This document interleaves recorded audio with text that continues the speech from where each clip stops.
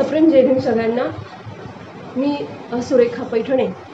आज बहुजन संघटक ह्या पेजवर वर्षावासच्या निमित्ताने धम्मनायिका ह्या सिरीजमध्ये यशोधरा तुमच्या समोर मांडायला इथे आलेली आहे।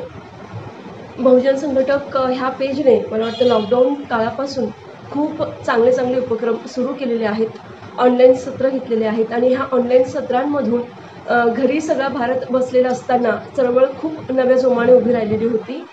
तर राहुल खांडेकर आणि त्यांच्या टीमचे सर्वप्रथम मी आभार मानते की त्यांनी मला इथे निमंत्रित केलं आणि वर्षावासच्या निमित्ताने धम्मामधल्या ज्या अग्रणी आहेत, अग्रणी नायिका आहेत, धम्मनायिका त्यांना आपण संबोधित करतो, त्या धम्मनायिकांबद्दल मला इथे माझं मत म्हणा किंवा माझं जे काही अवलोकन आहे ते इथे मांडण्याकरता मला इथे निमंत्रित केलं गेलं। त्याबद्दल मी तुमचे खरंच आभार मानते आणि सुरू करते। सगळेच मला वाटतं इथे उपस्थित आहेत। खूप महत्त्वाचा असा हा विषय खरं म्हणजे की इतिहासामध्ये महानायक, महापुरुष त्यांच्याबद्दल बोललं गेलं, त्यांच्या कार्याबद्दल बोललं गेलं आहे, पण महानायिका त्या पडद्याच्या मागे राहिलेल्या ज्या महासूर्याच्या ज्या प्रभा आहेत, ज्या ग्लोरी ज्याला पण म्हणूयात, त्या सूर्याच्या तेजाने झाकळून गेल्यात की काय अशी परिस्थिती असताना त्या सूर्याच्या तेजातही स्वतःचं अस्तित्व राखून असणाऱ्या ज्या महानायिका आहेत त्याची जी कडी आहे सुरुवातीची ती मला वाटतं यशोधरेच्या जवळ जाऊन पोहोचते।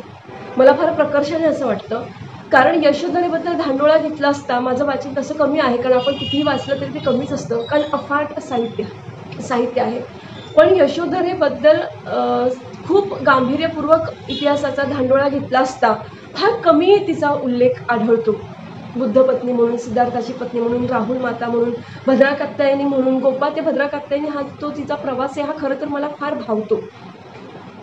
तर तिच्या वैशिष्ट्य जे आहेत ना त्या तिच्या वैशिष्ट्यांवर बोलण्यासाठी मी सर्वप्रथम इथे काय मला इथे सांगावंसं वाटतं की नरसिंह गाथा ही जी नरसिंह गाथा ही मला जास्त आकर्षित करते खरं म्हणजे। त्यासाठी त्या नरसिंह गाथेमध्ये जेव्हा भगवान बुद्धत्व प्राप्तीनंतर कपिलवस्तूला भोजनदानाकरता निमंत्रित असतात आणि ते त्यांच्या भिक्षुसंघासोबत येत असतात, वार्ता पोहोचते सगळीकडे आणि राहुल माता यशोधरा जी असते ती तिच्या छज्ज्यावरनं भगवंताला पाहत असते आणि ती पाहत असताना आपल्या मुलाला ती सांगते, परिचय करून देत असते आपल्या पित्याचा। तर परिचय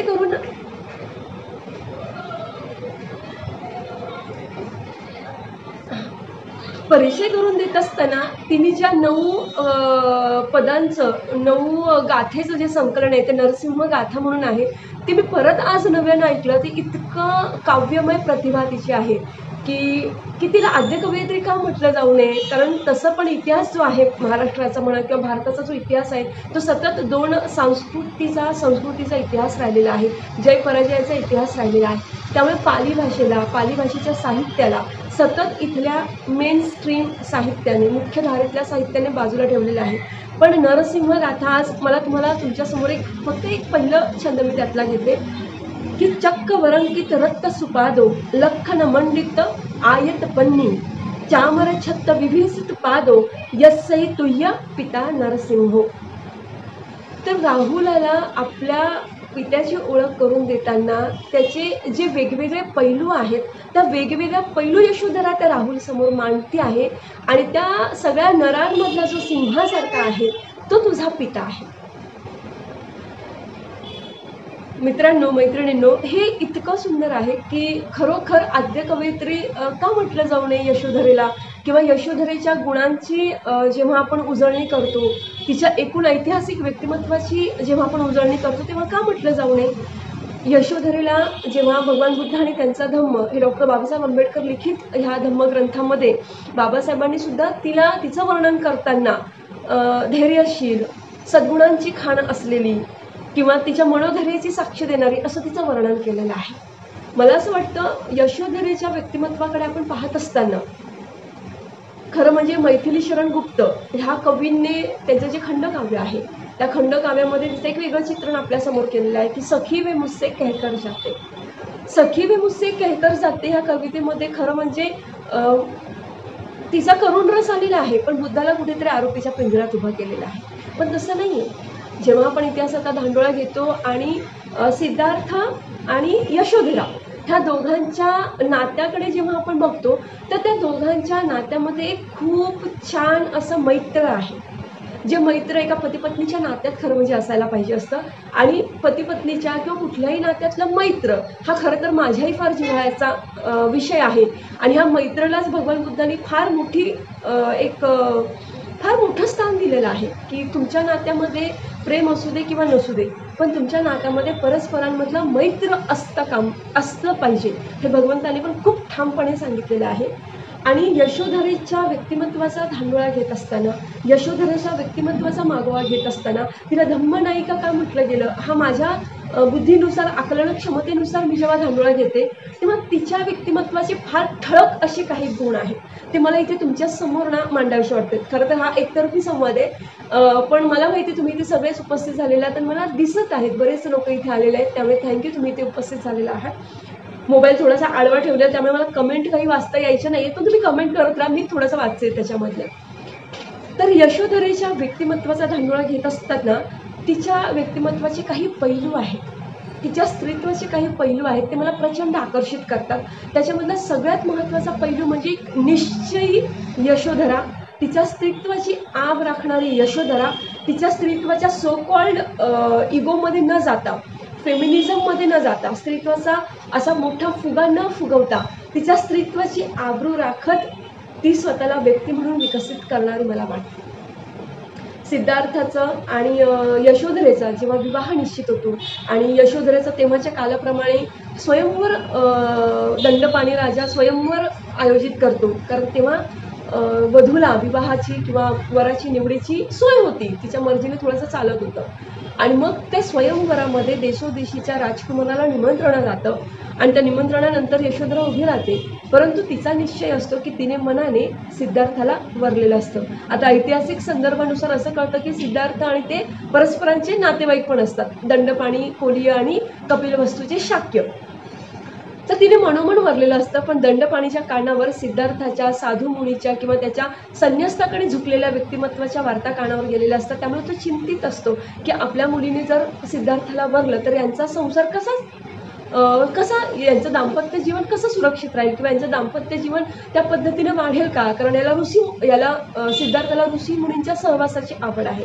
तर हा गृहस्थ जीवनात रमेल का, म्हणून तो आपल्या मुलीला सांगतो की परावृत्त करण्याचा प्रयत्न करतो की हा साधू संन्यासाच्या सहवासात रमलेला आहे तर तो तुला न्याय कदाचित देणार नाही, असं आपल्या पित्याच्या भूमिकेत जाऊन आपल्या मुलीला तो समजावण्याचा प्रयत्न करतो. पण इथे मला एक वेगळी, निश्चयी आणि तिला काय हवं आहे याचा पुरेपूर ठामपणे निग्रह असणारी एक युवती दिसते की त्या युवतीला माहिती आहे की मला काय हवंय, माझं पुढचं आयुष्य कसं असणार आहे. ती प्रश्न विचारते, तो प्रश्न मला फार मस्त वाटतोय, छान वाटतो की ती म्हणते म्हणजे की काय साधू संन्यासांच्या सहवासात असणं, राहणं अपराध आहे काय. आपल्या पित्याला ती प्रश्न विचारते की काय साधू संन्यासाच्या सहवासात राहणं हा अपराध आहे का. निरुत्तर करते ना, ती निरुत्तर करते तिच्या पित्याला की हा अपराध तर नाही आहे ना. मग दंडपाणी राजा आणि तिची आई ते निरुत्तर होतात आणि ते तिला तिची समज घालू शकत नाही, म्हणजे ती किती निश्चयी आहे. यशोधरेच्या व्यक्तिमत्वाकडे पाहत असताना तिचा हा ठामपणा, तिचा हा निश्चयपणा, तिची वाढ एका राजकुमारीसारखी झालेली आहे. म्हणजेच तिचं शिक्षण त्या पद्धतीने झालेलं आहे. म्हणजे जे शिक्षण मला वाटतं राजकुमार सिद्धार्थाला दिलं गेलं असेल त्याच पद्धतीचं शिक्षण राजकुमारी यशोधरीलाही दिलं असेल. तिचेही वादविवाद झाले असतील, तिलाही चांगल्या गुरूंनी शिक्षण दिलं असेल, तर त्या शिक्षणाचा, त्या वादविवादाचा एक आरसा म्हणूयात आपण किंवा एक रिफ्लेक्शन म्हणूया तिच्या ह्या मला प्रश्नामध्ये दिसतं की काय साधू पुरुषांच्या सहवासात राहणं अपराध आहे काय, त्याच्यावर काही बोलता येत नाही. आणि मग तो विवाह होतो आणि यशोधरा आणि सिद्धार्थ एकत्र येतात. मला त्या दोघांची मैत्री जास्त खुणावते. मी जेव्हा सावित्रीमाई आणि ज्योतिबा यांच्या सहजीवनाबद्दल बोलत असते किंवा डॉक्टर बाबासाहेब आंबेडकर आणि माता रमाई माईसाहेब यांच्या सहजीवनाबद्दल मी जेव्हा बोलत असते किंवा ह्या पतीपत्नीतल्या परस्पर मैत्रीभावाबद्दल जेव्हा मी बोलत असते ना, तेव्हा मला आपसूकपणे हा जो मैत्रीचा धागा आहे ना तो सिद्धार्थ आणि यशोधरेमध्ये सुद्धा दिसत असतो. तो कसा दिसत असतो त्यातले काही आपण टप्पे घेऊयात. ते जे प्रसंग आहेत ते प्रसंगामधून ते खुलून आलेले आहेत. ते प्रसंग मला फार महत्त्वाचे वाटतात की जेव्हा रोहिणी नदीचा कलह उत्पन्न होतो आणि त्या कलहाचं रूपांतर रूपांतर होऊन सिद्धार्थाला संघ शिक्षा सुनावतो की ती शिक्षा असते देश निकालाची किंवा सत्परिवृज्जा घेण्याची. आता ह्या सगळ्या गोष्टीचा पडसाद आहे, म्हणजे संघामध्ये झाल्या त्या संघाच्या भवनामध्ये झालेल्या गोष्टी सगळे पडसाद राजमहाला सुद्धा येतात आणि राजमहालामध्ये वार्ता पोहोचते की अरे सिद्धार्थ परिव्राजक होणार आहे. माता पित्यांवर शोक पसरतो, पण ह्या त्याच्या पत्नीवर सुद्धा शोककळा पसरते. ती विचारामध्ये मग्न होते की खरोखर सिद्धार्थ जिद्दी आहे आणि एका रात्रीत परिव्राजक होत नाहीये. त्यांचा जवळजवळ 10 ते 12 वर्षांचा मला वाटतं तो काळ राहिलेला आहे. मला वाटतं त्यांचं लग्न कदाचित 16व्या-17व्या वर्षी झालेलं असेल दोघांचं. आणि जेव्हा सिद्धार्थ परिव्राजक घेतात तेव्हा त्यांचं वय 29 असं नमूद केलेलं आहे. तर हा जरा मोठा काळ एकमेकांच्या संपर्कात असतात, त्यामुळे त्यांची मैत्री बऱ्यापैकी डेव्हलप झालेली आहे. पती पत्नीचं नातं एक दृढ झालेलं असतं. तर ती आपल्या पतीला ओळखून असते. तिला हे माहीत असतं की सिद्धार्थ किती ठाम विचारसरणीचा आहे. एका रात्रीत उठून तो परिव्राज्य घेणार नाही. तर कदाचित त्याचे विचार खूप आधीपासून सुरू झालेले आहेत. त्याने तिच्यासोबत चर्चा सुद्धा केलेली असते. तर ह्या चर्चा जेव्हा यशोधरा तिच्या महालात बसून सिद्धार्थाची वाट बघत असते की सिद्धार्थ आता माझ्याकडे येणार आहे आणि ही वार्ता मला सांगणार आहे, तर तिच्या मनात उठलेला कल्लोळ की सिद्धार्थ कसा जाईल, काय मी त्याच्यासोबत जाऊ शकते का, किंवा मला तो नेईल का सोबत, किंवा सोबत नेण्यासाठी नेमकं कसं होईल. पण राहुलचा तर आत्ताच जन्म झालेला आहे, पण जर सिद्धार्थ जाणार आहे तर त्याच्या मातापितीची जबाबदारी माझ्यावर आहे. म्हणजे हा तिचं सेल्फ कन्व्हर्सेशन असतं. हे तिचा स्वतःशी चाललेला हा संवाद असतो, मोनोलॉग असतो. तो संवाद साधता साधता साधता सिद्धार्थ मग तिच्या महालात येतो. सिद्धार्थ तिच्या महालात येतो. दोघांमध्ये घनघोर स्तब्धता असते. विषय कोण फोडणार ना? विषय फोडणार कोण? आपल्या सुवृद्ध नुकत्याच एका बाळाला जन्म दिलेल्या पत्नीला आपल्याला सोडून जायचं आहे आणि तिला वार्ता सांगायची आहे की असं असं घडलेलं आहे आणि आता मला जावं लागणार आहे. पण ह्या स्तब्धतेमध्ये ह्या मौनाला वाचा फोडणार कोण? मग त्या मौनाला वाचा फोडतो सिद्धार्थ आणि मग तिला सांगतो, नाही, तिला सांगायच्या अगोदर तीच म्हणते, तीच वाचा फोडते आणि सांगते की माझ्या कानावर आलेलं आहे, संघामध्ये आज काय घडले ते माझ्या कानावर आलेलं आहे. मग सिद्धार्थ मला म्हणतो की तू माझ्या जागी असती तर तू काय केलं असतंस. बघा किती सुंदर संवाद आहे. आजच्या काळामध्ये आपण असं करूयात, कारण आपण जेव्हा जेव्हा इतिहासाची उजळणी करतो किंवा या जुन्या महानायक आणि महानायिकांना आपण अनुभवत असतो, वाचत असतो, तेव्हा त्याचे जे ताणेबाणे आहेत त्यांच्या संवादाचे, त्यांच्या आयुष्याचे, त्यांच्या घडलेल्या घटनांचे, ते आपण आपल्या आयुष्याशी जोडून घेत असतो किंवा जोडून पाहत असतो, कारण ते आपण आदर्श मानले जातात. तर आजच्या युगामध्ये संवादच हरवलेला आहे. जेव्हा आपण घरी येतो तर बोलणार का एकमेकांशी, हा पहिला प्रश्न असतो. किंवा मी माझं सामाजिक कार्य किंवा मला मानवमुक्तीची जी कळकळ आहे किंवा चळवळ म्हणूयात, आपण बहुजन संघटक जी चळवळ राबवतो किंवा आपण सगळेच कुठल्या ना कुठल्या चळवळीला जोडलेलो असतो, त्या चळवळीमध्ये काम करताना तेवढी सूट पत्नी आपल्या पतीला देते काय? किंवा पत्नी जर काम करणारी असेल तर तेवढी मोकळीक तिचा पती तिला देतो काय? कारण आपण सगळे समाजाचा एक भाग आहोत, समाजाचा एक घटक आहोत आणि समाजाचा एक घटक असल्याने आपण आपल्या समाजाप्रती काहीतरी देणं लागतो. हे किती मोठं सत्य आहे. आणि जर देणं लागत नसेल तर मी भली आणि माझा संसार भला, माझं हे विश्व आहे, बस झालं. माझं विश्व काय की मला फक्त माझ्या संसारापुरता विचार करत आहे, माझा विचार सीमित आहे, माझ्या पतीने फक्त कमवायचं आणि घरी यायचं आहे, बस एवढं सीमित आहे. पण तसं नसतं. आपण समाजाला देणं लागतो ना. मग तो समाजाला देणं आपण कोणत्या कोणत्या पद्धतीने देतो, फार वेगवेगळे आयाम आहेत, जो तो आपापल्या कुवतीनुसार, आपापल्या व्यक्तिमत्वाच्या वकुबानुसार देत असतो. तर हे समाजाला देणं जे आहे तेच मला इथे दिसते यशोधरा आणि सिद्धार्थाच्या रूपाने. सिद्धार्थ यशोधरेचा संवाद जो सुरू आहे, ती म्हणते, होय, माझ्या कानावर आलेला आहे की तुम्ही परिव्राजक होणार आहात, किंवा रोहिणी नदीचा जो कलह आहे तो कलह कोणत्या रूपाने तुम्ही सोडवला हे माझ्या कानावर आलेलं आहे. सिद्धार्थ तिला प्रतिप्रश्न करतो. तो म्हणतो की माझ्या जागी तू असती तर तू काय केलं असतंस. मोठा गहन प्रश्न आहे. म्हणजे किती तादात्म्य पावलेलं ते पती पत्नीचा जोडा आहे, ते दाम्पत्य आहे की माझ्या जागी तू असतीस तर तू काय केलं असतं. हा प्रश्न पण मला फार मोठा वाटतो आणि गहन वाटतो की असं विचारतो का आपण एकमेकांच्या शिवमध्ये पाय टाकतो का, आपण एकमेकांच्या जागेवर कधी जाऊन विचार करतो का. तर तिथे बुद्ध, सिद्धार्थ, गौतम तिला प्रश्न करतो, आपल्या पत्नीला प्रश्न करतो.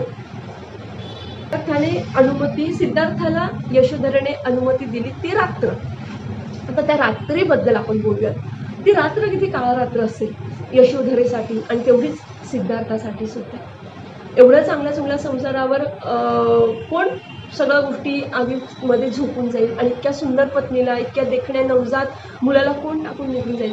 पण यशोधरा म्हणते की होय माझ्या कानावर आलेलं आहे. आणि यशोधरा सिद्धार्थाच्या प्रश्नाला उत्तर देते की नक्कीच मी जर तुमच्या जागी असते तर मी युद्धामध्ये भागीदारी झाली नसते, मी कधीच युद्धाच्या बाजूने उभी राहिली नसते. किती मोठं, आणि दोघांची मतं किती जुळत आहेत, दोघांची मतं किती जुळत आहेत हे मला फार महत्त्वाचं वाटलं इथे, की मी नक्कीच युद्धामध्ये भागीदारी झाली नसते असं यशोधरा त्यांना म्हणते. आणि पुढे असं म्हणते की ज्या अर्थी तुम्ही तुमचे प्रियजनांना सोडून चाललेले आहात, तुम्ही तुमच्या आप्तेष्टांना सोडून चाललेले आहात. सोडून जाणं, सोडता येणं बंधूंनो हा खूप मोठा पल्ला आहे. आपल्याला सोडता येत नाही. मग ती घटना असू दे, नातेवाईक असू दे, एखादी जागा असू दे, काही असू दे, आपला लगाव असतो, प्रियजनांमध्ये असतो, आपल्या जागेमध्ये असतो. तर तो लगाव जो असतो तो लगाव आपल्याला तोडता येत नाही. तर ह्या गोष्टीची जाणीव यशोधरेला आहे. तर यशोधरा किती समंजस आणि किती वेगळ्या लेवलची स्त्री होती. ती म्हणते की ज्या अर्थी तू तुझ्या प्रियजनांना सोडून जात आहे त्या अर्थी मला जाणीव आहे की तुझा निश्चय किती महत्त्वाचा आहे आणि तू किती ठाम भूमिका घेऊन चाललेला आहेस. तर सिद्धार्थाला ते म्हणते ज्या अर्थी तुम्ही तुमच्या प्रियजनांना सोडून चाललेला आहे त्या अर्थी मी फक्त तुम्हाला एवढंच म्हणेन, मी तुमच्या मार्गात अडथळा ठरणार नाही, पण तुम्हाला एवढंच म्हणेन की तुम्ही जा, मीही तुमच्यासोबत आली असते, पण माझ्यावर लहानग्या राहुलची जबाबदारी आहे आणि त्याला आईची जास्त गरज आहे. तसेच आपल्या वृद्ध माता पित्यांची जबाबदारी तुमच्यानंतर माझ्यावर आहे. म्हणजे ती आदर्श सून आहे. तिला सून म्हणून तिच्या जबाबदारीची पूर्ण जाणीव आहे. सून म्हणून फक्त प्रॉपर्टीची मालकीन ती नाही आहे, सून म्हणून तिच्या वृद्ध सासू सासऱ्यांची तेवढ्याच तिच्या नातेवाईकांची जबाबदारी तिच्यावर याची तिला पूर्ण जाणीव आहे. आणि आई म्हणून मला माझ्या मुलाला किती काय द्यायचे ह्याची सुद्धा तिला जाणीव आहे. हे मला फार महत्त्वाचं वाटतं मित्रांनो इथे. तर ती म्हणते माझ्यावर लहानग्या राहुलची जबाबदारी आहे, नाहीतर मीही तुमच्यासोबत आली असते. किती धैर्य एकवटून इतक्या सुंदर संसाराला ती सूड लावतीये. आधीमध्ये झोपते स्वतःचं अख्खं आयुष्य, लहानग्या राहुलचं आयुष्य आणि स्वतःचं सुद्धा पूर्ण तारुण्य ती झोपून देते आणि याची तिला जाणीव आहे. ह्याची जाणीव असल्याखेरीज तिच्या मुखातून इतके ठाम विधान बाहेर यायचे नाही. कारण या ठाम विधान बाहेर आल्यामुळेच सिद्धार्थाला बळ मिळालेलं आहे. सिद्धार्थाला त्या क्षणाला जाणीव होते की आत्तापर्यंत माझ्यासोबत लहानाची मोठी झालेली ही जी स्त्री आहे ही किती ठाम विचाराची आहे. ती यांना म्हणते की तुम्ही जा. याचा सिद्धार्थ गौतमावर फार मोठा प्रभाव पडला आणि यशोधरा किती शूर, धैर्यवान, उदात्त मनाची स्त्री आहे याची पूर्वी कधी ना आलेली प्रचिती सिद्धार्थाला आली. आणि अशी पत्नी लाभल्याबद्दल आपण किती भाग्यवान आहोत. आणि अशा पत्नीचा व आपला वियोग दैवाने कसा घडवून आणला याची जाणीव प्रथमच सिद्धार्थाला झाली. इथे मी जेव्हा एका कवितेत म्हणते की स्त्रीमुक्ती काय असते मला कधीच सापडली नाही, सर्वार्थाने मुक्त असलेली स्त्री. आणि मी जेव्हा उकरते यशोधरेने सिद्धार्थाला अनुमती दिली ती रात्र. आणि मग मैथिली शरण गुप्त किंवा त्यांच्यासारखे जे एका वेगळ्या विचारधारेचे जे लोक लिहितात, म्हणजे सिद्धार्थाला आरोपीच्या पिंजऱ्यात उभी करण्यासाठी ते लिहिलं जातं की सिद्धार्थ भगोडा था, सिद्धार्थ पाखंडी था, सिद्धार्थ स्त्री विरोधी होता. हे साध्य करण्यासाठी त्यांनी तिच्या विरहाचं कारण दिलेलं आहे की सिद्धार्थ तिला न सांगता पळपुट्यासारखा केला. पण अजिबात असं नाहीये. हे आपण खूप ठामपणे खोडून काढलं पाहिजे की सिद्धार्थ तिची परमिशन म्हणजेच तिच्यासोबत चर्चा करून, कारण पती पत्नीचं नातं हे बरोबरीचं नातं आहे आणि याची पूर्णपणे जाणीव ह्या दोघांना होती. आणि ह्या बरोबरीच्या नात्याचा पूर्ण जाणीव आणि आब राखत ते एकमेकांशी चर्चा करतात. आणि तेव्हा यशोधरा त्यांना परमिशन देते, अनुमती देते आणि सांगते की निश्चित तुम्ही जा, पण असे करा की ज्या अर्थी तुम्ही तुमच्या प्रियजनांना सोडून जात आहात त्या अर्थी तुम्ही एक असा जीवनमार्ग शोधून काढा की तो सकल मानव जातीला कल्याणकारी ठरेल. हीच एक केवळ माझी इच्छा आहे. किती स्त्रिया सकल मानव जातीचा विचार करतात, किती स्त्रिया सकल आपल्या मानवी समूहाचा विचार करतात, आपल्या सकल कुटुंबाचा विचार करतात. नाही करत. हा सकल वसुधैव कुटुंबकम असं भारताची ओळख आहे.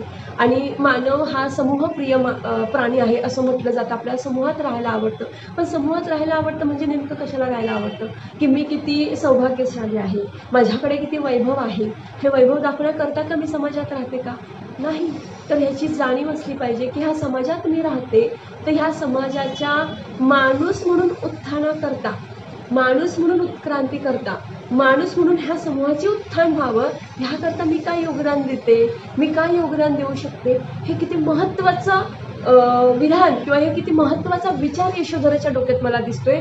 आणि मला वाटतं जर बोधिसत्व सिद्धार्थ होता तर यशोधरा सुद्धा बोधिसत्व होता, तिच्यामध्ये सुद्धा तेवढ्या पारमिता होत्या.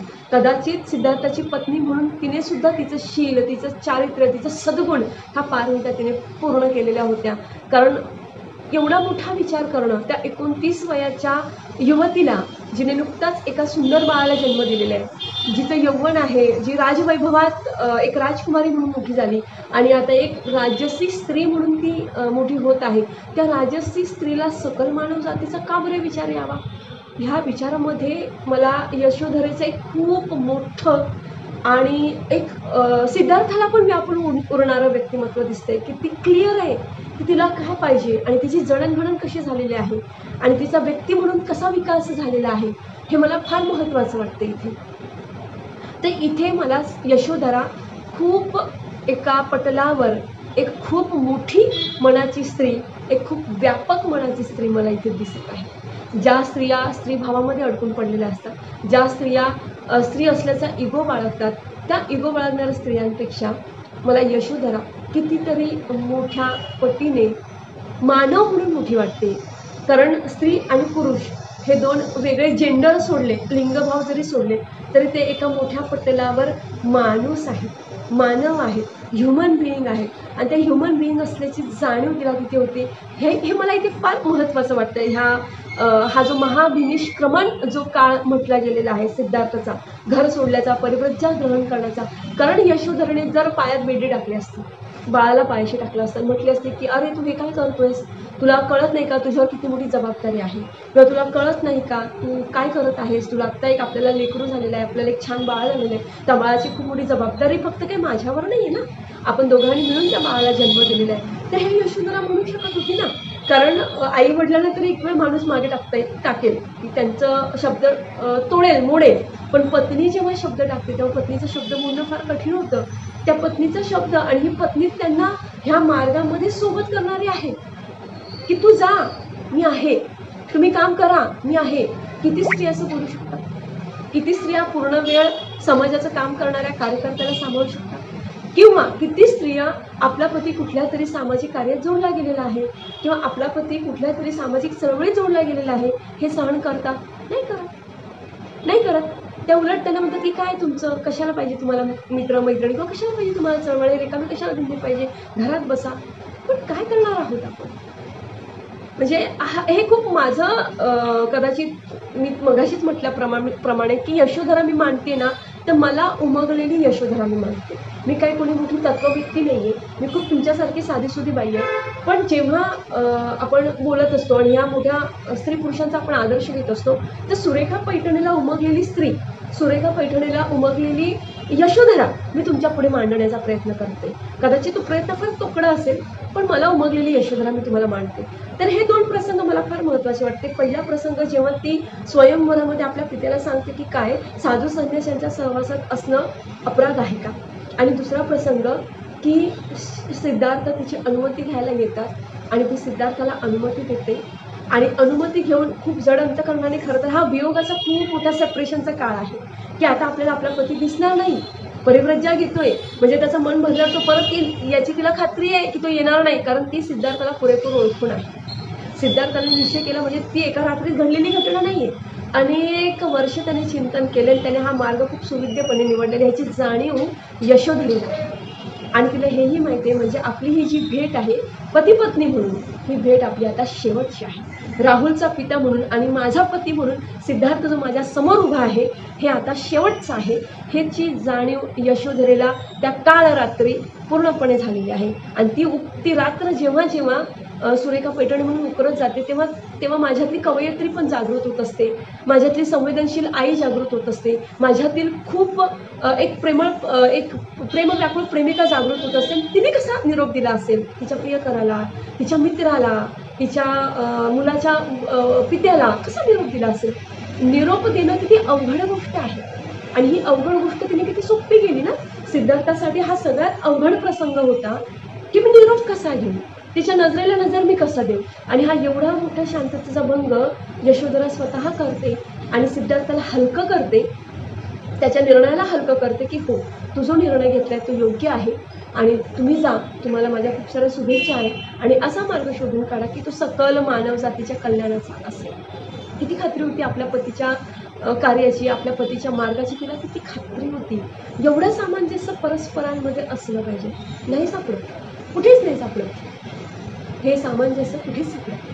हे सामंजस्य आपल्याला ह्या नात्यामध्ये सापडतं. आणि ही जी फ्रेंडशिप आहे, आणि जेव्हा डॉक्टर बाबासाहेब आंबेडकर म्हणतात की नाही, पती पत्नी एकमेकांचे घनिष्ठ मित्र असले पाहिजे, तर हे जे विधान बाबासाहेब करतात ना, त्या ह्या विधानाची पाळंमुळे मला सिद्धार्थ आणि यशोधरेच्या नात्यात सुद्धा दिसतात की त्यांचं पती पत्नीचं नातं जेव्हा मी पाहते ना, तर ते एकमेकांच्या अगोदर खूप छान मित्र होते आणि ही मैत्री मला जास्त आकर्षित करते. मग तिथून पुढे आपण जेव्हा येतो ना, की मला आता यशोधरेच्या व्यक्तिमत्वाचे पैलू जेव्हा मी मांडते, तर दुसऱ्या ह्या दुसऱ्या जेव्हा ती अनुमती देते ह्या याच्यामध्ये ना, मला ती इतकी ठाम वाटते ना, की पतीच्या निर्णयात अडथळा न ठरणारी, त्याच्या मार्गात धोंडा न ठरणारी अशी ती मला स्त्री वाटते. आणि तिच्या कर्तव्याची जाणीव तिला आहे की फक्त एक सून म्हणून प्रॉपर्टीची मालकीण मी नाही आहे, किंवा एक पत्नी म्हणून ह्याच्या पूर्ण प्रॉपर्टीवर माझा हिस्सेदार आहे अशी मी नाही आहे. तिथं मी आहे, पण याची जी जबाबदारी आहे पती म्हणून, तर सून म्हणून ती जबाबदारी माझी आहे, आई म्हणून ती जबाबदारी माझी आहे. ह्या राज्याची जी कोण आहे, माझा सासरा आता राज्याचा शासक आहे, तर त्या राज्याच्या शासनामध्ये माझी जबाबदारी किती महत्त्वाची ह्याची जबाबदारी तिला आहे. आणि मला वाटतं आपण ह्या गोष्टीकडे लक्ष दिलं पाहिजे. तिसरा प्रसंग मला अजून महत्त्वाचा वाटतो याच्यामध्ये, की सिद्धार्थ तर निघून जातो. सिद्धार्थ निघून गेल्यानंतर ती मूर्छित होऊन पडते आणि मग तिच्यातली पत्नी जागृत होते, तिच्यातली प्रेयसी जागृत होते, तिच्यातली आई जागृत होते की हाय, मी परमिशन दिली, मी अनुमती दिली, पण मग मी आता माझं आयुष्य कसं काढणार आहे. आणि तिचा जो विलाप आहे, तिचं जे आक्रंदन आहे, तर तो किती मोठी विरहिणी आहे. याच्यामध्ये ना मला प्राध्यापिका आशालताताई कांबळे यांची खरं म्हणजे खूप आम्ही जेव्हा बोलतो, आज त्यांचा खरं म्हणजे वाढदिवस पण आहे, त्यांना शुभेच्छा माझ्याकडनं वाढदिवसाच्या. आणि ही जी विरहिणीचं रूप जे त्यांना आकर्षित करतं, आणि जेव्हा मी बोलत असतो तर ते विरहिणीचं रूप त्या म्हणतात की, त्यातली कवितेच्या 2 ओळी मी तुम्हाला इथे सांगते की, यशोधरे, भारताचा इतिहास सांगतो, सिद्धार्थ तुला निद्रिस्त पाहून निघून गेला महाल सोडून. राहुलच्या जावळातून हात फिरवताना त्याचं हृदय म्हणे कापलं कसं नाही. पण यशोधरे, मी तर असंही वाचलंय की तूच त्याला परवानगी दिलीस कर्तव्य कठोरपणे बजावण्यासाठी. खरी खरी सहचारिणी बनून राजमहाल हिमतीने पेललाय. आशालताताई लिहितात बरं का. पुढे त्या लिहितात, कितीतरी वर्षानंतर तथागताला सामोरी गेलीस, तीही विरहिणी म्हणूनच. आता खरं काय म्हणू, नाहीतर इतिहास बदलण्याची सवयच आहे या देशाला. आता तुम्हाला मगाशी म्हटल्याप्रमाणे मैथिली शरण गुप्त असू दे किंवा इथल्या सो कॉल्ड फेमिनिस्ट स्त्रीवाद असू दे, त्यांनी कायम सिद्धार्थाला स्त्रीद्वेष्टा ठरवलेला आहे. आणि स्त्रीद्वेष्टा ठरवण्यासाठी त्याने प्रजापतीला जेव्हा नकार दिला भिकुणी संघ स्थापन करण्यासाठी पहिल्यांदा, ते कारण, आणि सिद्धार्थाने अनुमती न घेता निघून गेला हे कारण ते पुढे करतात. पण मग आशालताताई इथे लिहितात की, नाहीतरी इतिहास बदलण्याची सवयच आहे या देशाला. मुठभरांच्या लेखणीने लिहिलेल्या इतिहासाची ओळ न ओळ म्हणूनच तपासून पाहावी म्हणते. तुझा इतिहास तपासताना तुझी फक्त करुणा न वाटता अभिमान वाटतो, सामर्थ्य मिळतं. आदर्श दिला आहेस तू, पतीच्या कर्तव्यात अडचण न होण्याच्या. रमाईच्या मनातही तूच होतीस का. बघा, आपल्या यशोधरेची लेख इतका सुंदर आहे ना, तुमच्याकडे पण असला पाहिजे. इतका सुंदर हा कविता संग्रह आहे. आणि हा कविता संग्रहाच्या पहिल्याच कवितेमध्ये, विरहिणी नावाच्या कवितेमध्ये आशालताताई म्हणतात की, तुझा इतिहास तपासताना तुझी फक्त करुणा न वाटता अभिमान वाटतो, सामर्थ्य मिळतं. आदर्श दिला आहेस तू, पतीच्या कर्तव्यात अडचण न होण्याचा. रमाईच्या मनातही तूच होतीस का. बघ, किती वेगळं आहे ना, की आंबेडकरी मुवमेंट मधल्या कवयित्री, लेखिका, मग आशालताताई कांबळे असेल, हिराताई बनसोडे असतील फिर्याद लिहिणाऱ्या, छायाताई कोरेगावकर असतील, की आम्हा सगळ्यांच्या मनामध्ये ह्या ज्या चळवळीतली जी रूपं आहेत ती ठाम घर करतात. आणि मग जेव्हा आम्ही आमच्या मनातल्या भावना व्यक्त करतो, तेव्हा ह्या सगळ्या रूपांना आम्ही तपासत असतो, त्यांचे कंगोरे घेत असतो आणि त्या कंगोऱ्यांना आमच्या शब्दामध्ये शब्दबद्ध करत असतो. मग आशालताताईंना तिचं कुठलं रूप भावलं, तर तिचं करुणा वाटली नाही यशोधरेची, ठामपणा वाटला, तिचा अभिमान वाटला, तिचं सामर्थ्य दिसलं. आणि आशाला तर ताईंनी ह्याची कडी कुणाशी जोडली की काय तू रमाईच्या रूपात पण होतीस का, म्हणजे तू पतीच्या कामात तू अडथळा ठरली नाहीस. म्हणजे आता मी तुम्हाला जे सांगते की ती पतीच्या कामात अडथळा ठरली नाही, तेच आशाला तर ताईंनी लिहिले की ती पतीच्या कामात अडचण नाही ठरली पतीच्या कार्यामध्ये. आणि तोच वारसा आपण सगळ्यांनी चालवला पाहिजे. चळवळीमध्ये काम करत असताना आपल्या मुलांना, आपल्या भावांना, आपल्या पतीला, आपल्या प्रियकराला जेव्हा आपण मोकळं सोडतो, तेव्हा हा वारसा, हा यशोधरेचा संपृक्त वारसा, समृद्ध वारसा, रमाईचा त्यागाचा वारसा आपल्याजवळ असला पाहिजे. तेव्हा कुठे समाजामध्ये एक माइलस्टोन निर्माण होत असतो, समाज बदलत असतो, समाज घडत असतो, समाजाला दिशा मिळत असते. ती दिशा देण्याचं काम जर आपल्या घरातले पुरुष करत असतील तर त्या दिशांना धरून ठेवण्याचं काम, त्या घराला धरून ठेवण्याचं काम, त्या पुरुषाच्या मागे ते घर धरून ठेवण्याचं काम चळवळीतल्या स्त्रिया करत असतात. आणि हा चळवळीतल्या स्त्रियांचा वारसा यशोधरेपासून येतो असं मला वाटतं. आणि ही कविता इथे सार्थ वाटते. पुढे यशोधरेचे काही दुसरे पैलू मला तुम्हाला इथे सांगावेसे वाटतात की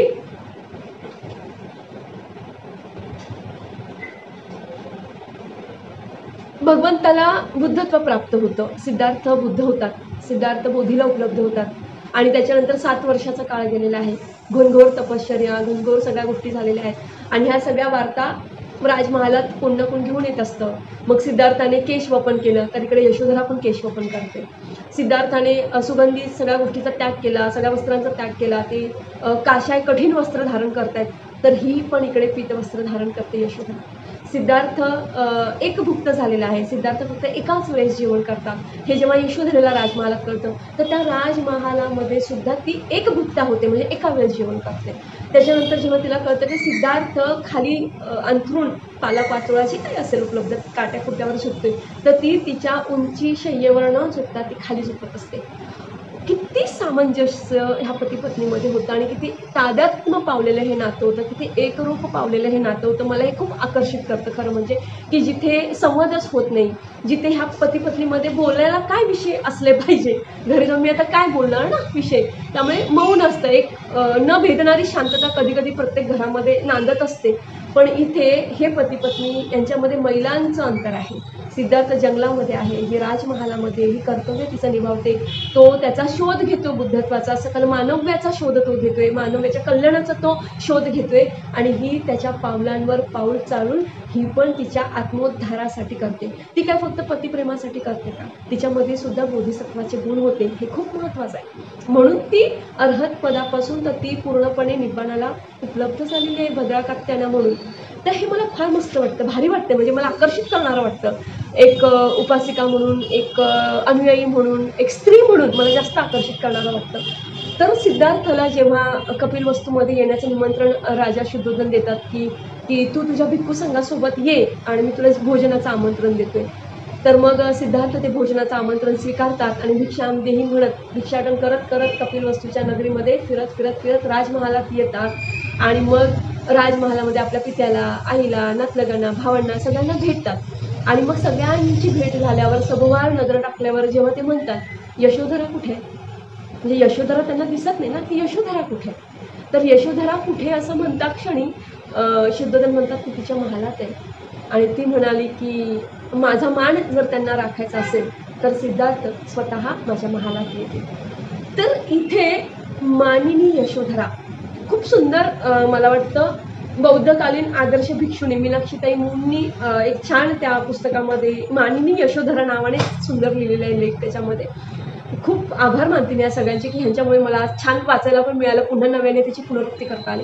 तर ती मानिनी यशोधरा कशी होती, ती म्हणते सिद्धार्थ आलाय ठीक आहे, पण तो माझ्या महालात येईल मला भेटायला, तो माझ्या महालात मला भेटायला येईल, माझा आग तो राखणार असेल आणि एक रिस्पेक्ट पत्नी म्हणून जर तो माझा रिस्पेक्ट राखणार असेल तर ते स्वतः माझ्या महालात येतील.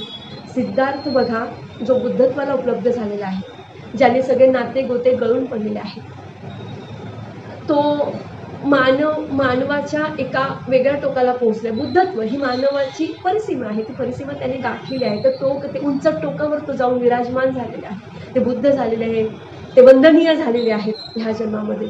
तर पण त्यांना हे कळते की यशोधरा माझी पत्नी आहे, मी जरी सगळं सोडलेलं आहे तरी तिने अजून ते सोडले, तिने थोडासा वेळ लागणार आहे ना. मग तुम्हाला मगाशीच म्हटल्याप्रमाणे सोडण्यासाठी जरा वेळ द्यावा लागतो, वेळ काढावा लागतो. सिद्धार्थ आनंद, सारिपुत्त आणि मोगलनयनी त्यांच्यासोबत असतात आणि त्यांना सांगतायत की मी जरी बुद्ध झालेलो आहे, मी जरी अरहंत पदाला पोहोचलेलो आहे, मला जरी काहीच कुठल्याच गोष्टी स्पर्श करत नाही, कमळाच्या दलासारख्या सगळं उघडून जाते, पण यशोधरा अजून तिथेच आहे. त्यामुळे ती जर व्याकुळ झाली, तिने मला स्पर्श केला, ती रडली, काय झालं तरी तुम्ही हलू नका, तुम्ही परमिशन म्हणजे तुम्ही ते सहन करा. आणि मग जेव्हा ते महालात जातात, महालात जाऊन तिच्यासमोर उभे राहतात आणि दोघे एकमेकांकडे पाहत असेल. काय वेगळा क्षण आहे खरं म्हणजे, किती वेगळ्या नाट्यमय म्हणूयात आपण, कारुण्य म्हणूयात आपण, भावनाविवश म्हणूयात आपण, तो सगळा हा जो वेळ आहे तशी आहे ही. आणि ती वेळ असताना भगवान बुद्ध तिच्या समोर जातात आणि तिचा बांध फुटतो, एवढ्या वर्ष जपलेला तिचा बांध फुटतो आणि ती भगवंताच्या चरणावर पडते आणि रडते, धायमुख म्हणून रडते. 7 वर्षांचा विरह असतो. 7 वर्षांच्या विरहानंतर ती आपल्या पतीला पाहत असते. सगळं विसरते ती की हा बुद्ध आहे आणि काय मिळवलं काय नाही मिळवलं, सगळं सगळं सगळं विसरते आणि धायमुख म्हणून रडते. थोड्या भानावर आल्यावर तिला कळतं की माझ्या समोर सगळे आहेत, सासरा आहे, भिक्खूगण आहे. तर शुद्धोधन राजा जेव्हा सांगतो की ही तात्कालीन, हे फक्त काही तात्पुरती भावना व्यवस्था नाहीये गौतमा भगवंता, तर हे तिचं प्रेम आहे आणि हे तिचं मनोधैर्य आहे जे तिने इतके वर्ष टिकवून ठेवलेलं आहे आणि ते आता कोसळलं आहे. असं ह्या शब्दात तिच्या अवस्थेची कल्पना ते भगवंताला देतात. खरं म्हणजे त्यांना तर सगळं ज्ञात झालेलं असतं, तर त्यांना सगळंच माहिती झालेलं असतं. हा खूप वेगळा प्रसंग आहे खरं तर, मला पण खूप आत्ता पण सांगताना माझं भरून आलं काळीच. आणि त्याच्यानंतर मग ते सगळं होतं आणि तिला कळतं की आता जो पुरुष आणि ज्या पतीला मी शोधते तो हा नाही आहे, ते व्यक्तिमत्व गळून पडलेलं आहे, ती झालं निघून गेलेली आहे, ती कुठं निघालेली आहे आणि आता हे बुद्धत्व प्राप्त झालेला हा बुद्ध माझ्यासमोर आहे याची जाणीव तिला होते. ती बाजूला सरते आणि मग जेव्हा बुद्ध जेवण करत असतात, भोजन करत असतात, तेव्हा ती नरसिंह गाथा जेव्हा मी तुम्हाला ऐकवली सुरुवातीला, मग ती आपल्या राहुलला बोलवते आणि सांगते, राहुलला परिचय करून देते की जो नरामध्ये सिंहासारखा आहे, ज्याच्या जो भिक्खू संघामध्ये चंद्रासारखा प्रकाशमान आहे, तो तुझा पिता आहे, तो तुझा पिता आहे. त्या पित्याची ओळख ती आपल्या 7 वर्षाचा बालकाला करून देते आणि ते करून देत असताना ती म्हणते, जा आणि आता तू त्यांच्याकडे तुझा वारसा हक्क माग, तुझा दायाद भाग माग. काय यशोधरा इतकी वेडीबाई होती का की आपला पती भिक्खू झालेला आहे, त्याने सर्वस्व त्याग केलेला आहे आणि ते त्याग केलेल्या हातात भिक्षापात्र घेतलेल्या बुद्धाकडे 7 वर्षाच्या चिमुरड्या की ज्याचे अजून दुधाचे दातही पडलेले नाही, त्या राहुलाला तिने पाठवलं. असंच पाठवलं असेल का? अजिबात नाही. इथे मला यशोधरेचा खूप मोठा गाभा, एक खूप मोठं व्यक्तिमत्व दिसतं की ते व्यक्तिमत्व दडलेलं आहे. भद्रा कापताय ना ह्या तिच्या रूपापर्यंत घेऊन जाणारं हे व्यक्तिमत्व आहे की तिला माहिती आहे की जी रत्नांची खाण ह्या बुद्धाला मिळालेली आहे, ह्या बुद्धत्व प्राप्त केलेल्या माणसाला मिळालेली, ती रत्नाची खाण माझ्या मुलाला पण मिळायला पाहिजे. हा अक्षय साठा, हा क्षय न होणारा साठा जो आहे, हे निब्बाण जे आहे ते माझ्या पुत्राला पण प्राप्त झालं पाहिजे. आणि म्हणून ती म्हणते, जा तुझा दायाद भाग, तुझा वारसा हक्क माग. हे दोघांचं टेलिपती म्हणा, दोघांचं सामंजस्य म्हणा. सिद्धार्थाला कळतं की तिच्या मनातल्या भावना नेमक्या काय असतील ना, की जी सिद्धार्थ राहुलला माझ्याकडे पाठवते ती उगाच पाठवत असेल का की जा तू तुझा वारसा हक्क माग. उलट ती म्हटली असती ना की माझ्या पतीने तर राजवैभवाचा त्याग केला, पण निदान माझ्या मुलाला तर राजवैभव उपभोगू देत. पण नाही, ती एक सुवित्य आई असते आणि कुठला वारसा द्यायचा आणि कुठला वारसा नाही द्यायचा याची खूप मोठी जाण तिला असते. आपण कुठला वारसा देत असतो आपल्या मुलांना, काय वारसा देत असतो आपल्या मुलांना, हा खूप संशोधनाचा आणि विचार करण्याचा खरं म्हणजे विषय आहे की वारसा नेमकं कशाला म्हणायचं. प्रॉपर्टीचा वारसा म्हणायचं, गुणांचा वारसा म्हणायचं, विचारांचा वारसा म्हणायचं. मी जर म्हणेन की मी माझ्या आईवडिलांचा कुठला वारसा घेतलेला आहे, पैतृक वारसा जो म्हणूयात आपण, विचारांचा वारसा घेतो आपण. आणि जेव्हा भगवान बुद्ध शुद्धोधनाला म्हणतात की नाही, मी तुमच्या वंशाचा नाही आहे, मी बुद्धाच्या वंशाचा आहे, म्हणजे आपल्या सगळ्यांचाच एक सेपरेट प्रवास सुरू झालेला असतो. आपल्याला वाटतं हा आपला मुलगा, हे आपल्या आई, ते आपले वडील, ती आपली बायको. नाही, आपण एका ठराविक काळापुरते एकत्र येतो आणि त्याच्या पलीकडे आपला प्रत्येकाचा एक स्वतंत्र प्रवास सुरू झालेला असतो. हा प्रवास मला फार आकर्षित करतो. आणि तिला हे कळलेलं असतं की मी काय देणार आहे, मी तर हे भौतिक सुख देणार आहे, नाही का, हे भौतिक सुख देणार आहे. पण त्या भौतिक सुखांनी पुन्हा दुःखाची निर्मिती होणार आहे. राहुलला पुन्हा त्या सगळ्या चक्रातून जावं लागणार आहे. तर ते चक्र तोडून मी त्याला आत्ताच का पाठवू नये, म्हणून ही सुज्ञ आहे. आपल्या लेकराला कुठल्या विचारांचा वारसा द्यायचा, कुठल्या संपत्तीचा वारसा द्यायचा ह्याची तिला पुरेपूर जाण आहे. आणि ते आपल्या मुलाला पाठवते आपल्या पतीकडे. आणि त्या पतीने म्हणजेच त्या बुद्धाने सुद्धा ओळखतं की तिच्या मनात काय सुरू आहे नेमकं. आणि भिक्षुपात्र, आपल्या हातातलं भिक्षुपात्र जे आहे ते राहूच्या हातात देतात आणि सांगतात की हा माझा वारसा आहे, पण हा वारसा क्षय न होणारा अक्षय असा वारसा आहे. तर हा जो इन्सिडन्स आहे, हा जो इतिहासाचा तुकडा आहे ना, हा तुकडा मला फार महत्त्वाचा वाटतो. हे जे 3 तुकड्यांमध्ये मी यशोधरेला विभागले, तर त्यातला हा तुकडा मला फार महत्त्वाचा वाटतो की आपल्या मुलाला कुठला वारसा द्यायचा. हे खरं म्हणजे आपण जेव्हा म्हणतो की घरातली सांस्कृतिक सत्ता, अशा ते नेहमी म्हणतात की घरातली सांस्कृतिक सत्ता ही स्त्रीच्या हातात असते. आर्थिक सत्ता जरी पुरुषाच्या हातात असते तरी सांस्कृतिक सत्ता ही स्त्रीच्या हातात असते. मग आपल्या मुलाला कुठल्या संस्कृतीचं वारसदार करायचं, कुठल्या विचारांचा वारसा द्यायचं हे ती स्त्री ठरवत असते. हे तिच्या हातात असतं, हे तिच्या पदरात असतं आणि ती स्त्रीला माहीत असतं. हे स्त्री म्हणून तिच्यामध्ये इनबिल्ड असतं. हे जे असतात ना, हे एलिमेंट असतात स्त्रीत्वाचे, हे तिच्यामध्ये इनबिल्ड असतं. आणि तो वारसा यशोधरा आपल्या पुत्राला देते. आणि इथे मला ती राहुल माता यशोधरा, हे जे इतिहासामधलं तिचं नामाभिधान आहे ना, राहुल माता यशोधरा, ह्या नावाने तिचा उल्लेख त्रिपिटकांमध्ये आहे, अठ्ठकथांमध्ये आहे. तर हा उल्लेख मला तो इथे खूप महत्त्वाचा वाटतो की तिने राहुल माता, जो तिचा उल्लेख झालेला आहे, तो तिचा गौरव झालेला आहे, तो का झालेला आहे, तर तिने जेव्हा आपल्या पुत्राला राहुलला जेव्हा आपल्या पतीच्या स्वाधीन केलं आणि तो वारसा तिने दिला, जाणीवपूर्वक दिला, डोळसपणाने दिला, हे मला जास्त मिळतं. त्याच्यानंतर हे झाल्यानंतर यशोधरेचा पुसटचा उल्लेख येतो जेव्हा महाप्रजापती भिक्खुणी संघामध्ये सामील होते आणि त्याच्यासाठी ती लढा उभारते. खरं म्हणजे हा लढा खूप मोठा असतो. त्या 500 भिक्खुणी स्त्रियांना घेऊन राजमहालातल्या आणि त्या कपिलवस्तू नगरीतल्या आसपासच्या नगरीतल्या जवळजवळ 500 स्त्रियांमध्ये यशोधरा पण सोबत असते आणि यशोधरा सुद्धा परिव्रज्या घेते. किती सोपं केलं तिने तिचं काम की मुलाला परिव्रज्या दिली, मुलाला पतीच्या स्वाधीन केलं, बुद्धत्वाच्या मार्गावर टाकलं, भिक्षू संघाच्या स्वाधीन केलं आणि आईपणाच्या भूमिकेतून ती मोकळी झाली. ती आईपणाच्या भूमिकेतून पूर्णपणे मोकळी झाली, बरोबर की नाही. म्हणजे इथे पुन्हा मला अशा त्यांचं उदाहरण द्यावंसं वाटतं की ते नेहमी म्हणतात की सोमा थेरी गाथामध्ये जेव्हा सोमा थेरीचं एक गाथा आहे, ती म्हणते भगवंताला उद्देशून, माराला उद्देशून ती म्हणते सोमा थेरी की माझा इत्थी भाव हा माझ्या अरहंत प्राप्तीमध्ये अडसर ठरणार नाही. तर तो इत्थी भाव म्हणजे स्त्रीभाव. त्या स्त्रीभावाची उकल अशा काही करतात की आंबेडकरी चळवळीचा जो स्त्रीवाद आहे ना, तो स्त्रीवाद तिचं स्त्री असणं नाकारत नाही, स्त्री म्हणून तिच्या जबाबदाऱ्या आहेत ना त्या नाकारत नाही.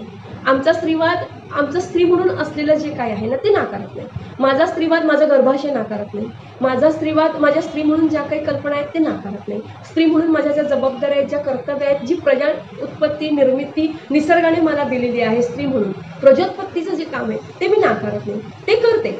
पण ते झाल्यावर आम्ही स्त्रिया, ज्या बुद्ध मार्गावरच्या स्त्रिया आहेत, ज्या आंबेडकरी चळवळीतल्या स्त्रिया आहेत, त्या ह्या स्त्रीत्वाच्या भावनेत अडकून पडत नाही.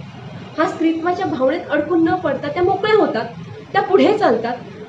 ते यशोधरा मला इथे दिसतं. म्हणजे तिचा जो स्त्रीभाव आहे, जी आईपण तिचं जे आहे, जे आईपण आम्ही अगदी मुलं मोठी होतात, मुलांचे लग्न होतात, त्यांच्या मुलांचे पण प्रॉब्लेम होतात, तिथपर्यंत आम्ही अडकून घेतो. पण इथे यशोधरा तिच्या त्या मातृत्वाच्या भावनेतून मुक्त होते, तिच्या स्त्रीत्वाच्या भावनेतून मुक्त होते, एक संसाराच्या एका व्यापातून एक तिचा तो परिघ आहे, त्या परिघातून ती मुक्त होते, स्वतःला मुक्त करते. ह्या सगळ्या स्त्रिया मुक्त करतात स्वतःला आणि मग त्या आत्मोन्नतीच्या मार्गावर चालू लागतात.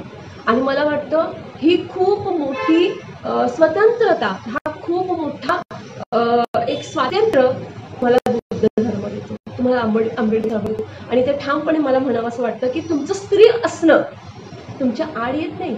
तुमच्या स्त्रीत्वाच्या जबाबदाऱ्या पार पाडून सुद्धा तुम्हाला तुमचा आत्मोद्धाराचा मार्ग, तुमच्या आत्मोन्नतीचा मार्ग गवसू शकतो. ते उदाहरण म्हणजे महाप्रजापती, ते उदाहरण म्हणजे यशोधरा, ते उदाहरण म्हणजे या सगळ्या थेरी आहे असं मला खूप ठामपणे वाटतं.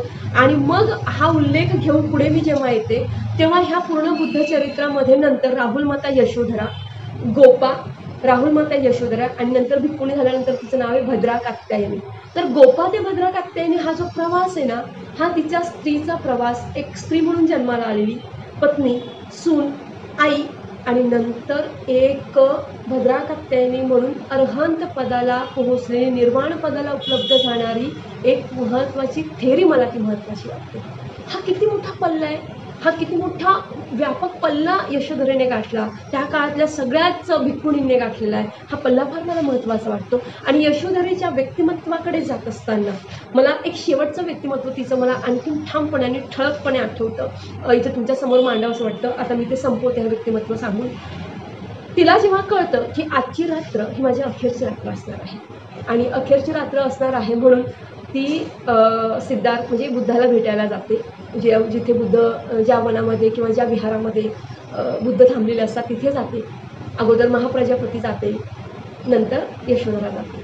महाप्रजापती व्याकुळ होते, सांगताना संयमित होते, पण यशोधरा तिचा संयमितपणा कुठेही न ढळू देता सिद्धार्थाला म्हणजे भगवंताला म्हणते, काय म्हणते की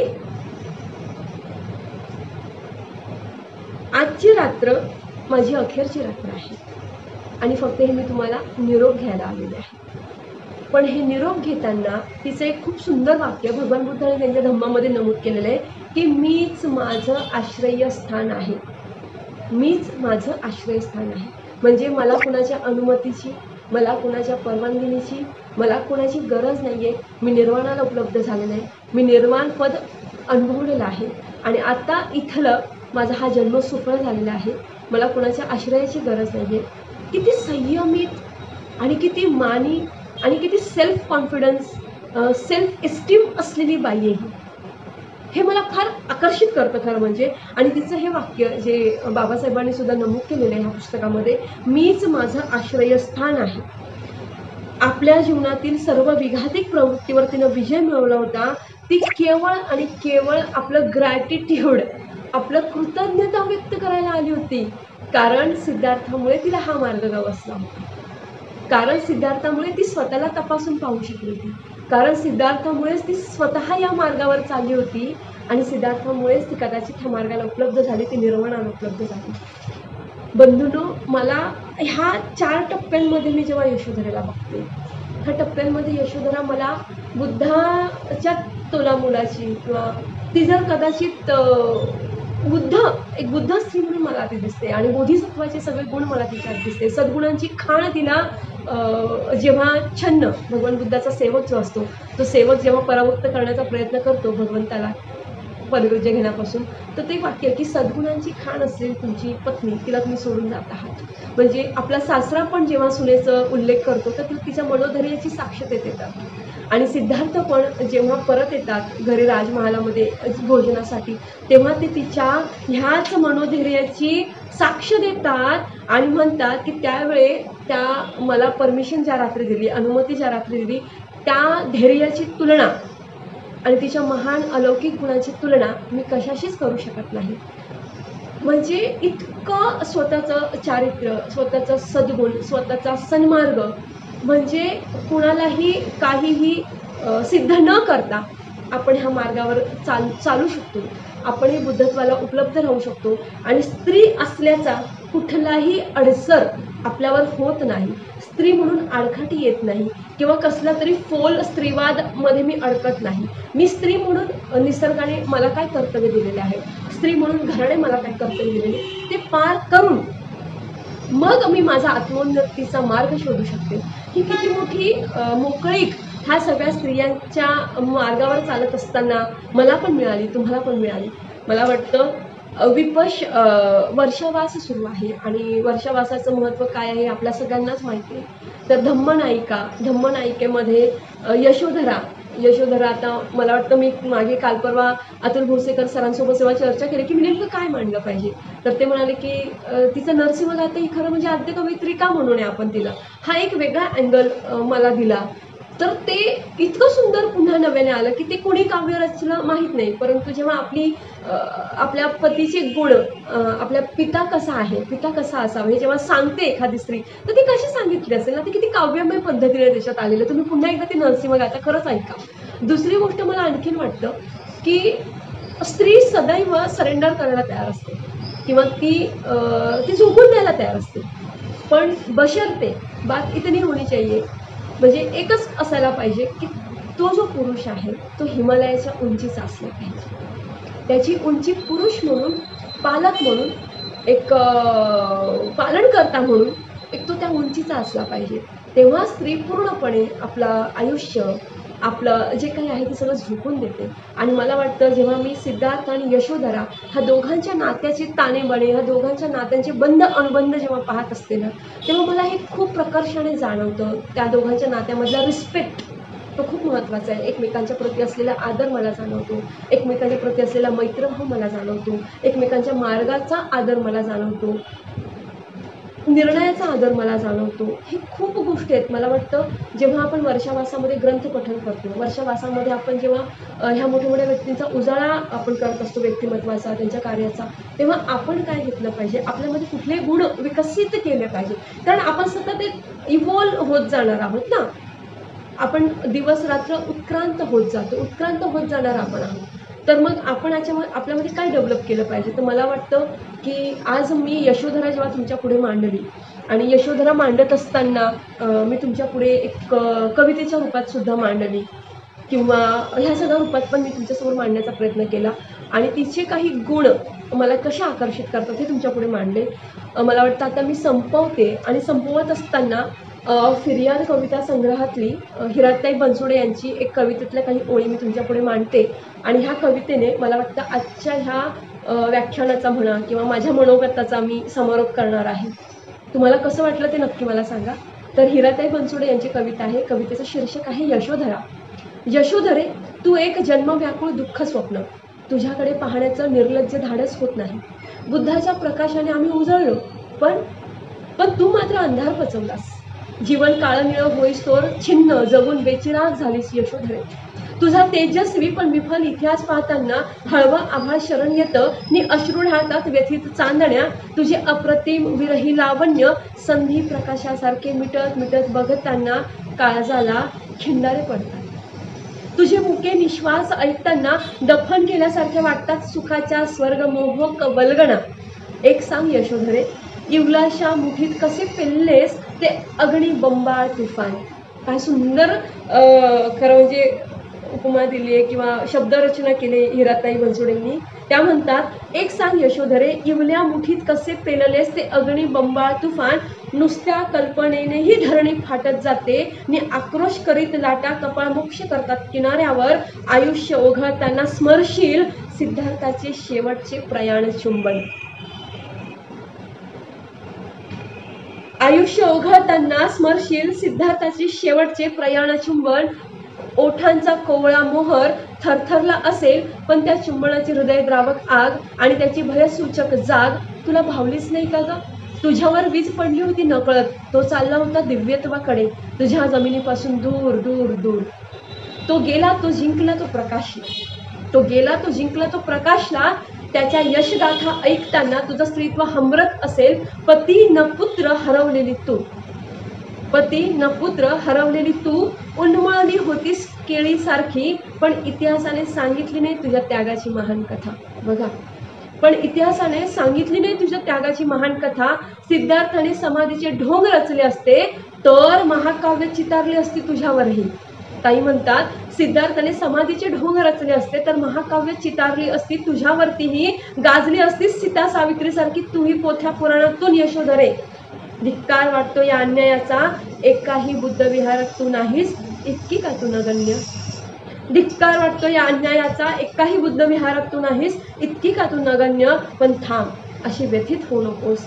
तुझं लोभस रूपड मी बघितलंय सिद्धार्थाच्या दोन्ही बंध पापण्यात. पण थांब, अशी व्यथित होऊ नकोस. तुझं लोभस रूपड मी बघितलंय सिद्धार्थाच्या दोन्ही बंद पापण्यात. तूच आहेस यशू, तूच आहेस यशू. इतक्या सुंदर आणि भावविभोर कवितेने मी आपला निरोप घेते. मला खात्री आहे की मला यशोधरा सांगत असताना मला जी उमगली आहे ती यशोधरा मी तुमच्यापुढे मांडण्याचा प्रयत्न केलेला आहे. तर तुमची लहान बहीण म्हणून माझ्याकडनं काही राहून गेलं असेल, पण आपण सगळा अभ्यास करत असतो, आपला अभ्यास सतत अपूर्ण असतो, अधुरा असतो. तर मला माझ्या पद्धतीने यशोधरा मी तुमच्यापर्यंत मांडलेली आहे. आय होप तुम्हाला आवडली असेल. तर पुन्हा एकदा मी बहुजन संघटक राहुल खांडेकर तुमच्या पूर्ण टीमचे आभार मानते की तुम्ही मला इथे यशोधरेवर बोलण्यासाठी संधी दिलीत आणि मला पुन्हा नव्याने यशोधरेच्या प्रेमात पडता आलं, यशोधरेला उकल करून पाहता आलं. मला भरून येत होतं खूपदा नरसिंहगाथा ऐकताना, वाचताना फार मन रुंद होत होता माझा गळा, की किती मोठा त्याग, किती मोठ्या गोष्टी, आणि हे सगळं करत असताना स्वतःचा सुद्धा आत्मोद्धार तिने साधला आणि गोपा ते भद्राकात्यानं हा प्रवास तिने सुफळ केलेला आहे. ह्या मानवी जीवनाची ती सुफळ झालेली आहे, सफल केलेला आहे तिने. तर हे मीही सुद्धा आज नव्याने अनुभवलं. गेले 2 दिवस मी अनुभवत होते. त्यामुळे तुम्हाला सगळ्यांचा मी निरोप घेते. Thank you so much. तुम्हा सगळ्यांना माझा पुन्हा एकदा सविनय सप्रेम जय हिंद. थँक्यू.